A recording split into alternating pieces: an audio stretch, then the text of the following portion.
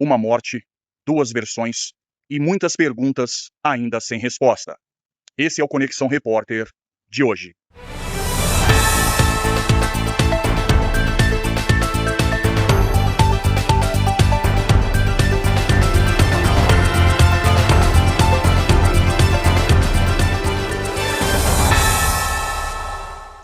O que de fato aconteceu naquela fatídica noite? O que as imagens, os documentos e os relatos ainda podem esclarecer? Uma noite que começou como tantas outras e terminou em morte. Em uma rua de 3 pontas, uma discussão terminou de forma trágica. Minutos depois, um homem estava caído, gravemente ferido. Ele seria socorrido, mas não resistiria. A pessoa que estava com ele naquela noite foi presa. Mas o flagrante não foi ratificado e ela acabou colocada em liberdade. Agora, a investigação tenta responder à pergunta que permanece aberta: o que exatamente aconteceu entre os dois? O Conexão Três Pontas teve acesso a novas imagens de câmeras de segurança que mostram o que aconteceu naquele dia, antes da discussão e também depois que Luiz Otávio Clemente, já ferido, cai sobre o capô do carro e depois cai no chão. Acompanhe essas imagens.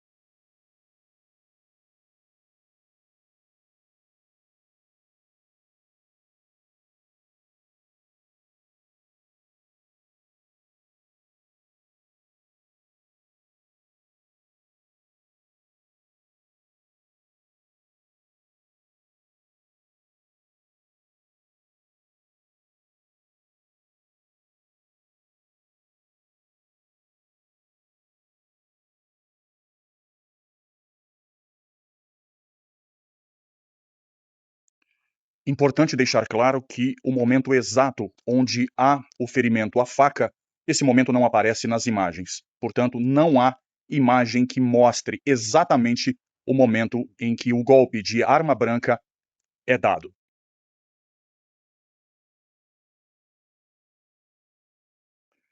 A mulher foi presa após a ocorrência. Entretanto, o flagrante não foi ratificado e ela foi colocada em liberdade. A defesa sustenta uma versão diferente daquela apresentada por familiares e pessoas próximas à vítima. Segundo a manifestação encaminhada à nossa reportagem pela assessoria jurídica, a mulher teria agido em contexto de legítima defesa. Quanto a Priscila, ela ainda não irá se manifestar publicamente em razão do imenso abalo emocional sofrido e que ainda vem sofrendo, bem como toda a sua família. De maneira técnica, posso te informar que a defesa já se manifestou nos autos do inquérito, estando Priscila, como sempre esteve, totalmente à disposição da autoridade policial. Ela inclusive abriu mão de todos os seus sigilos constitucionais, sendo certo que jamais irá se esquivar das suas responsabilidades no mais amplo sentido. A única intenção da defesa é contribuir para a elucidação dos fatos. Assinado Regis Rodarte, Advogados. O Conexão Três Pontas procurou diretamente a mulher para que ela apresentasse a sua versão. A reportagem também procurou familiares e representantes jurídicos. A mãe dela não nos respondeu. Outro familiar procurado também não se manifestou. O pai respondeu por WhatsApp e contestou a nossa reportagem, afirmando que a cobertura seria tendenciosa e que as imagens teriam sido editadas. O Conexão Três Pontas nega veementemente qualquer alteração do conteúdo das imagens e mantém à disposição os registros utilizados na primeira reportagem, dentro dos limites necessários à preservação da investigação. As imagens não tiveram o seu conteúdo adulterado. Os trechos apresentados na primeira reportagem estão na íntegra, da forma como nós recebemos.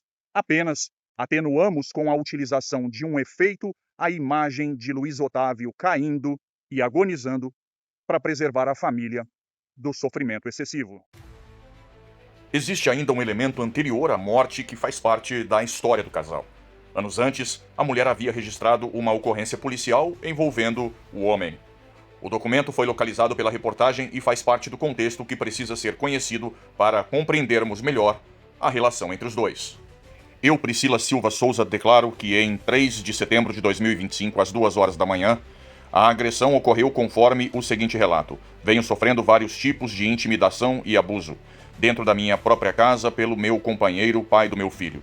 O mesmo se recusa a sair de casa onde eu pago aluguel, onde eu mobiliei, não tenho nenhum contrato de moradia ou vínculo financeiro com o mesmo. Todos os móveis são meus. Ele tem tomado posse do meu celular sem a minha autorização. Me ofende com xingamentos horríveis na frente do meu filho de 5 anos. Chuta a porta, chuta o meu portão, me agride, grita, ofende, me oprime e me obriga a fazer todas as despesas sozinha.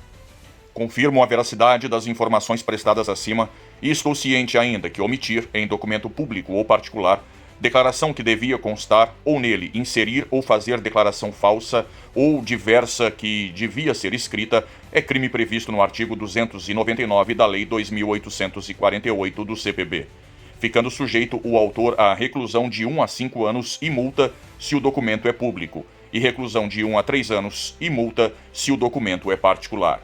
3 de setembro de 2025, 5 horas da manhã. O registro de uma ocorrência por si só não comprova que os fatos relatados tenham ocorrido, nem estabelece qualquer responsabilidade criminal. Trata-se de um documento que registra uma versão apresentada à época e que precisa ser analisado dentro do contexto da investigação.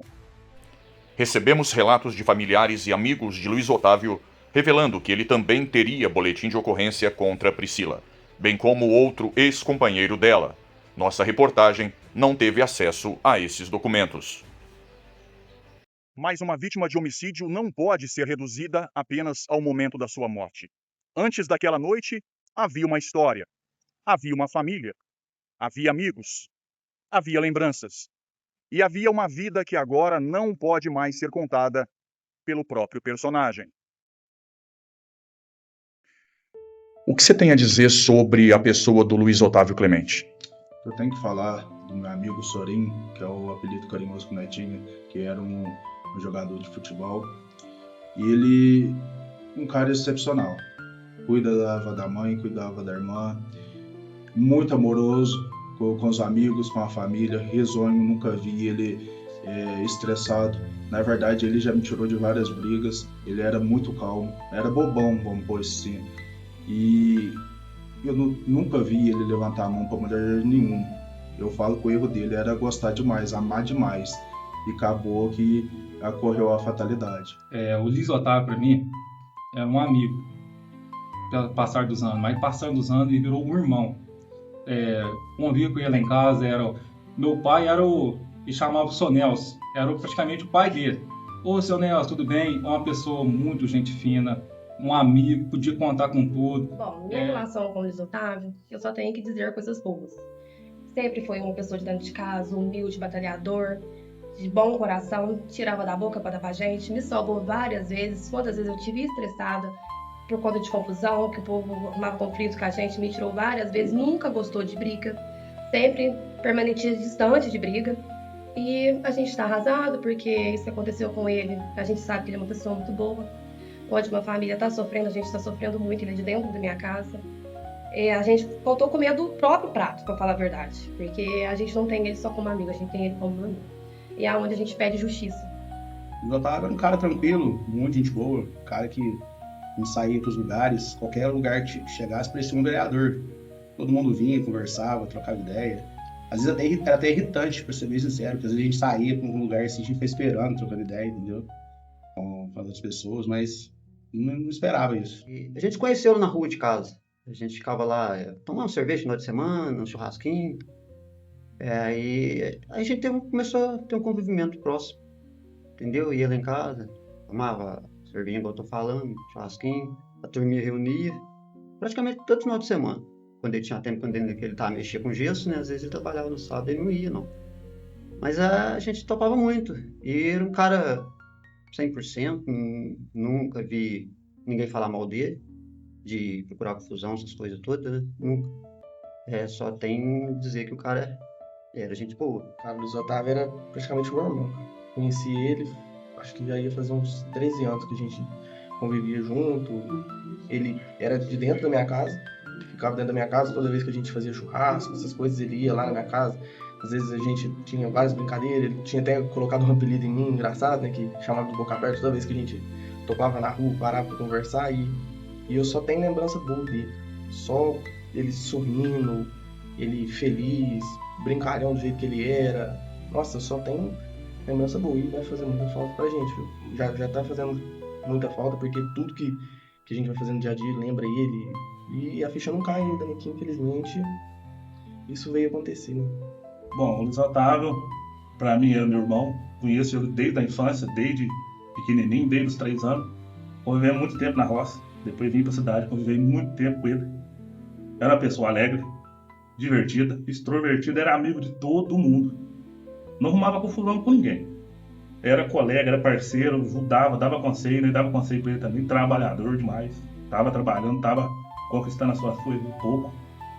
Mas infelizmente teve a vida ceifada aí, né? E se Deus quiser, o do homem pode falhar, mas de Deus não. Justiça pelo nosso irmão Luiz Otávio. Essa pessoa amigável, nunca envolveu confusão com nós, é uma pessoa super gente boa. Conheci ele através do meu cunhado, o Rivael, agora.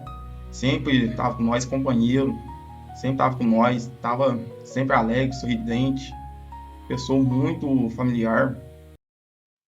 Uma ex-companheira da vítima também conversou com o Conexão.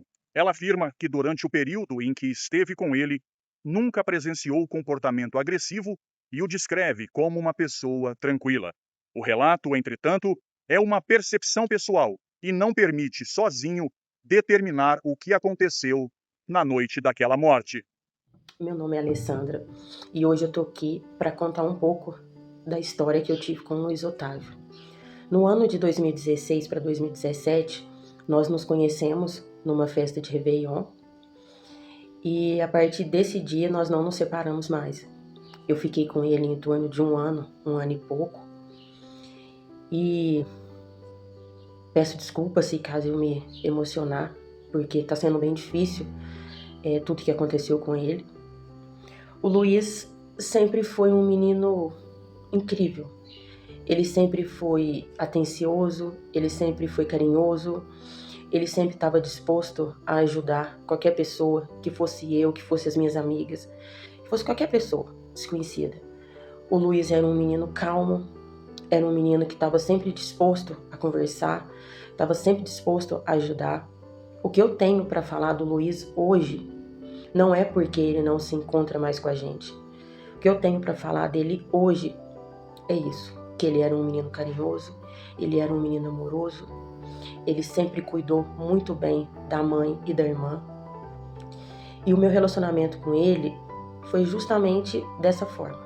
Foi um relacionamento tranquilo, um relacionamento onde nós saíamos, nós bebíamos juntos e ele nunca demonstrou um comportamento agressivo. Nunca. Isso eu posso afirmar em um ano e pouco que eu estive com ele. Ele nunca foi agressivo. É um assunto difícil para mim, porque até hoje eu não consigo acreditar que aconteceu isso. É um menino tão doce, um menino tão amoroso, que nunca fez mal para ninguém. E peço desculpa novamente por estar nesse estado, é porque realmente é um assunto difícil, não é porque ele não tá mais entre nós que eu vou estar aqui só falando coisas boas dele, não é isso, é porque realmente ele era um menino muito especial. Quem teve a chance de conviver com ele sabe que ele era até bobo, de tanto que o coração dele era bom.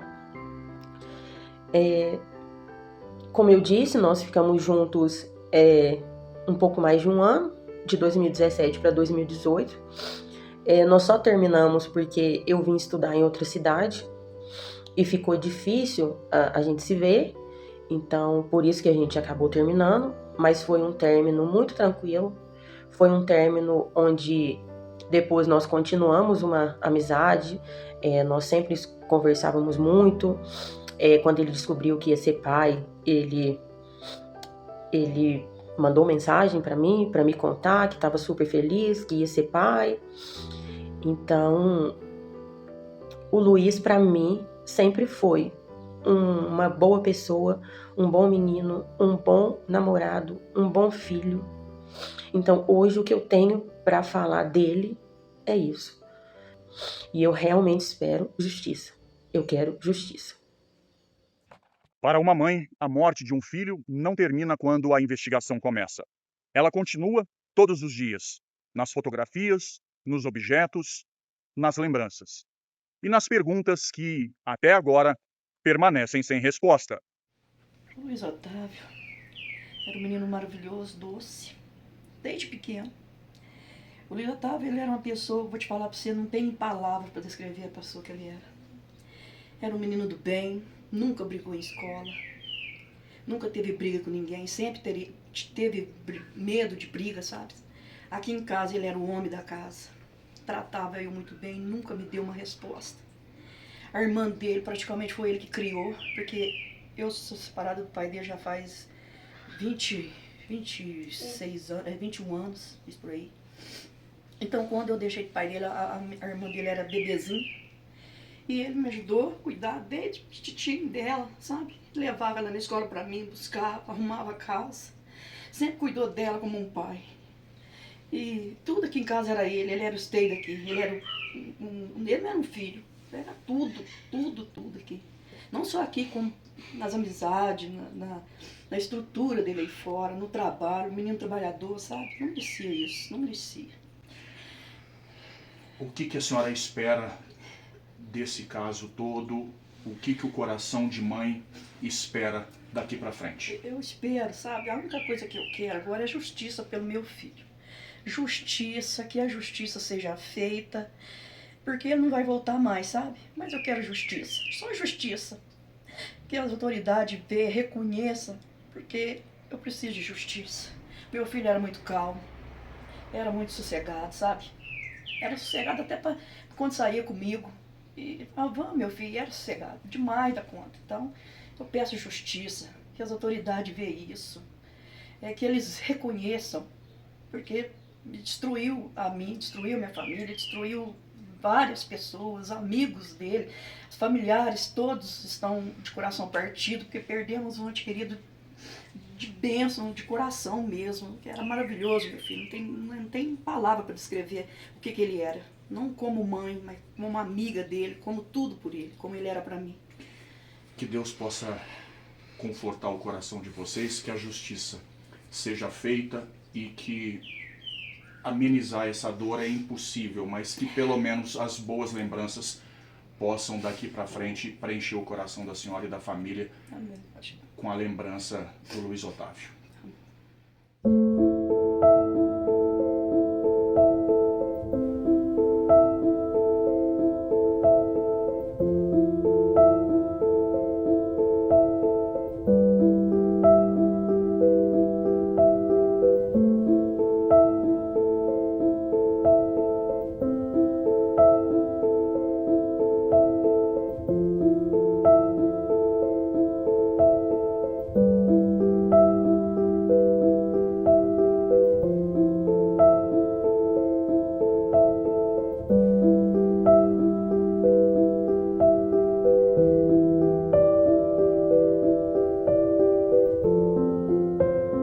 Ótima pessoa. Se ele é o homem que ele se tornou, que ele estava aí na Terra por esses 29 anos, exemplo da mãe.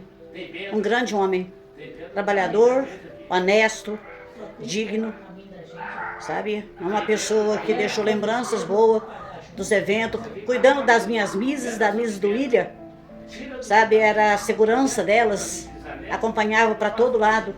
Essa é a lembrança que eu tenho dele, uma pessoa boa. A nossa reportagem esteve aqui algumas vezes no local onde o caso aconteceu e nós conversamos com vários moradores, vários vizinhos. Nenhum deles quis gravar entrevista, quis se pronunciar. Um deles apenas, em off, me disse o seguinte: olha, Roger, eu conheço eles há bastante tempo, convivo com eles aqui há bastante tempo, nunca vi nenhuma briga, nenhuma discussão, nada. Inclusive aqui no fundo eles costumavam fazer churrasco, o rapaz e o menino menor de idade jogavam bola aqui no fundo. Nunca houve uma discussão pretérita, eu pelo menos nunca vi, é o que disse um dos vizinhos que falou informalmente com o Conexão Três Pontas.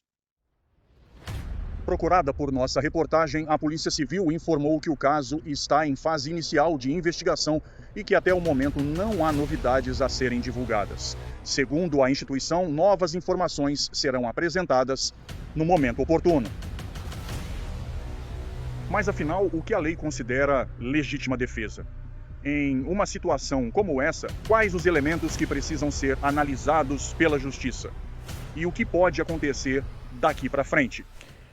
Nossa reportagem especial procurou pelo advogado criminalista Dr. Francisco Braga, um dos nomes mais destacados na área no sul de Minas. Ele conversou com a nossa reportagem. Como especialista, quais as impressões, quais os prós e contras de cada lado da história e se, na sua opinião, isso é um caso que caminha para um júri popular? Bom dia, Roger, bom dia a todos.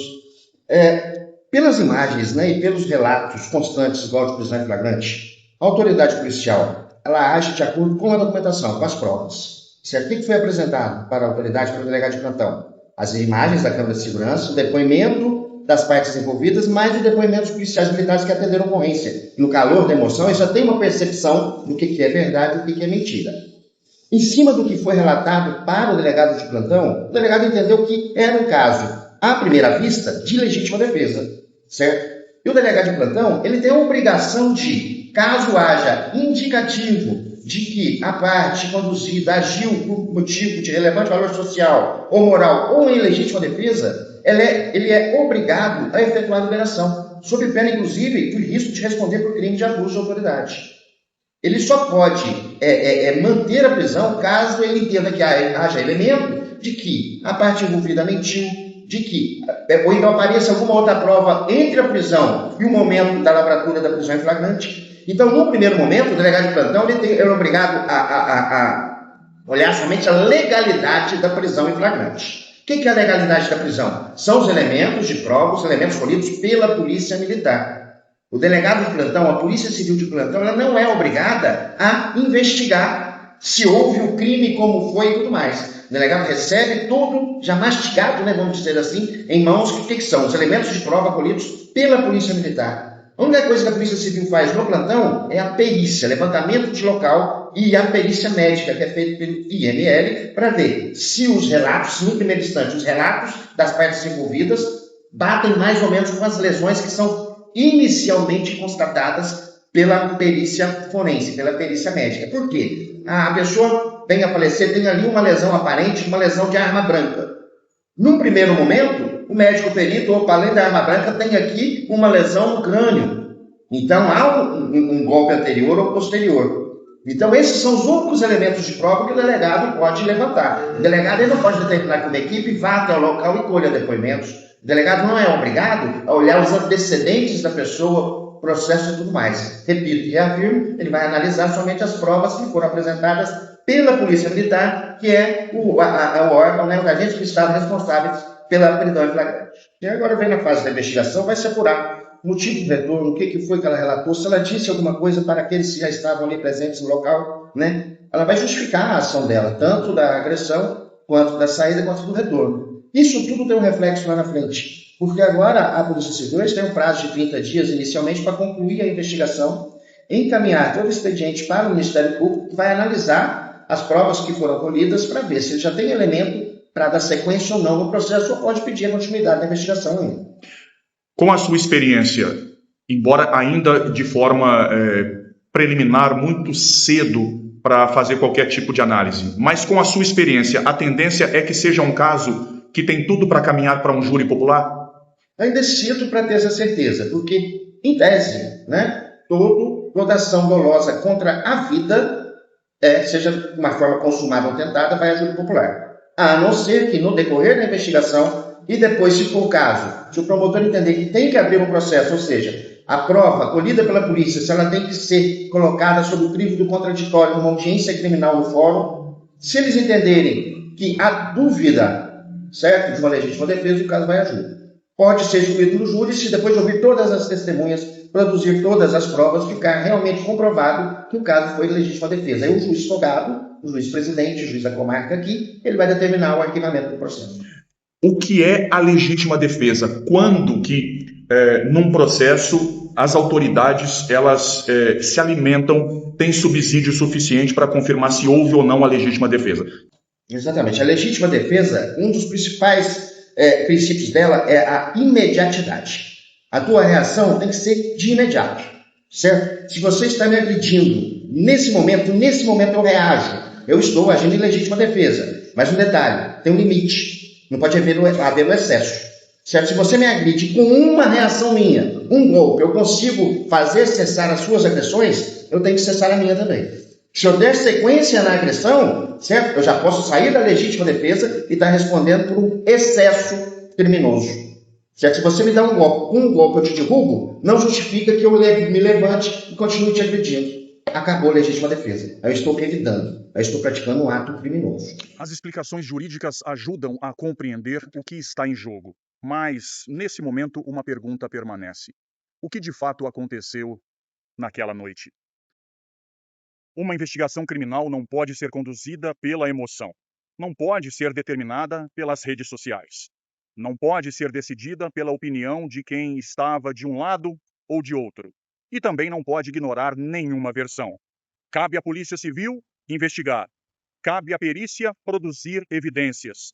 Cabe ao Ministério Público, se houver elementos, avaliar a responsabilização. E cabe à Justiça decidir. Ao jornalismo cabe outra missão: perguntar, confrontar versões, mostrar documentos, dar voz a quem precisa ser ouvido. E, principalmente, não transformar uma tragédia em espetáculo. Esse foi o Conexão Repórter de hoje. Aqui, jornalista Roger Campos. Conexão é jornalismo que faz diferença.